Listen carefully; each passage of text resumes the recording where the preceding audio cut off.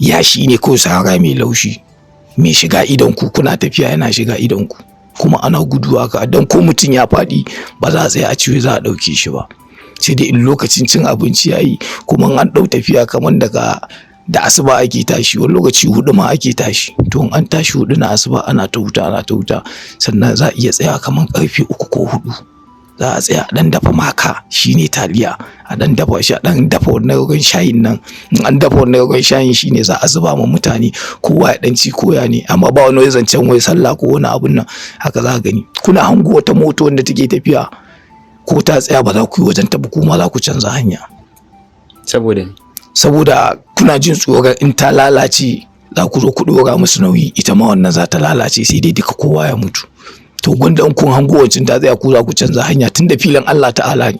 Har muna tafiya da Balarabe na ce mai kai ina za mu je, sai ce ai Libya za mu je. An tsaya ana cin abinci, na ce to da na kalla saharan naga ta haɗe da sama, shi nake tambayan shi, ya ce to Asma yanzu anan ne za ta tashin alƙiyama. Sai ya fashe da dariya, ya ce amma ana ce kwakwalwa ya za in ce mai ana za ta tashi. Na ce to mun yi kusan kwana 3 muna tafiya ba gida gaba ba gida baya. Ya ce kuma a Najeriya daga Lagos zuwa Maiduguri. Na ce bayan da za kai tafiyan awa 3 ko awa 2 baka ga gida ba. Ya ce to ina za ku kai mu, aka ce mun in dai na ga kwalta to mun shigo Libya. Ya ce tashi hankali, muka dingi tafiya a kwana a tashi, a kwana a tashi. Sai nuna sun ce wa'annan gawawakin, sai a ce ma ai mutanen da sun kasa ne ake jefa su a waje ko sai a bar su, in kuma baka da lafiya ciwon yayi tsanani za a sake ka a hanya. Sun ce to wannan wani irin rayuwa ne haka, sai aka ce ai inda kuɗi kake so ai inda ka bi wajen. To in aka sake ka a hanya, ku da kuka taho tare daga ƙasa ɗaya ba za ka iya tsayawa ka taimaki mutum ba. To in ka tsaya kuma sai dai duk mutum. Duka ku biyu. To ba hanyar da zaka bi da zaka iya cewa zaka dawo, ba wani abin da zai iya, in dai ba helicopter bane zai zo ko jirgi ya dauki ka a wajen, ba wata moto, kuma mota in dai ba Hilos ba ko Tandara ko irin Jel ko motocin sojojin nan su kadai suke ban hanya. Amma dan kananan irin motocin mu irin su Jeep din nan ba za su iya shiga cikin wajen ba saboda ya shiya. Hilux an ce akwai abin da ake mata kafin a bi ta gurin da ita ma. Ana rage mata iska ne, ana hawa kan saharan kuna fita a gada za a rage iska, kun hau kan yashi, saboda in ba ka ba in an bata da iskan ta zai dinga yawo, motan za ta dinga yawo, ba za ka iya control din ta ba. Amma ka rage iskan to wannan dan kasan nan da ta yi sai ta dinga kama yashin, to in tana kama yashin shine za ku dinga tafiya kuna huta a wajen. To amma in dai ba haka ba to ba ma yanda za a yi ku hawo wajen. To mun yi tafiya mai mugu sai ina ga yafi kamar daga Kaduna zuwa Kano, muka bata a hanya. Da muka bace shi Balarabe ya zo ya dinga tsaki yana faɗa, ya dauko wani irin ko littafin shi ne ko me, ya duba hanya ya duba magiya abin nan, yake girgiza kai ya daki motar, muka sake juya muka bi wajen wani dutsen nan tun da nake a duniya ban taba gari irin dutse kamar wannan ba.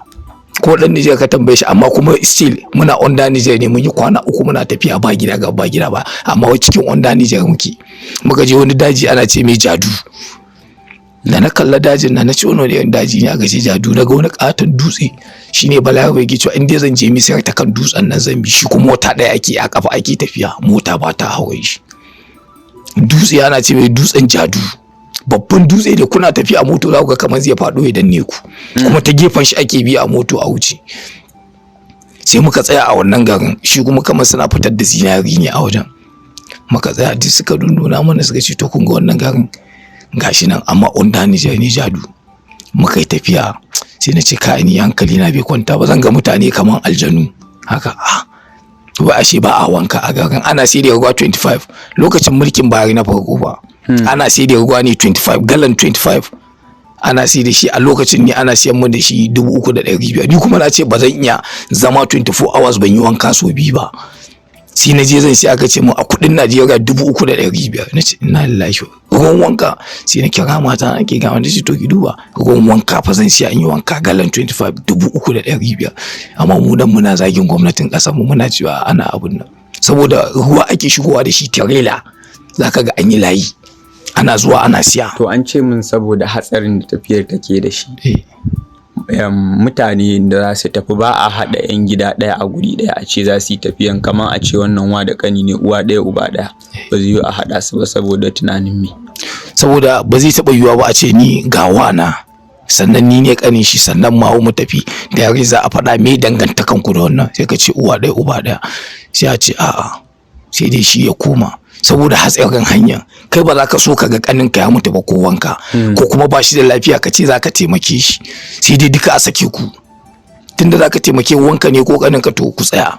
To kaga in ku tsaya waye zai zo ya dauke ku a wajen, kuma ba wai tafiyan bane za a ce wai kamar da Lagos zuwa Maiduguri wani zai iya zuwa dauke ku hanya, ba wanda zai zo, ana ganin ka hanyar nan ba ma wanda zai tsaya, mota ma canza hanya za ta yi. In ma za ka iya hangen mutum kamar daga nan ya wuce ga cikin za ku hango ko mota ko menene, to in kuka hango fitalar su to canza hanya ake, kan ma ku zo ku kilashi ko da akwai wani taimako, ba wani zancen taimako a wajen ba a taimako.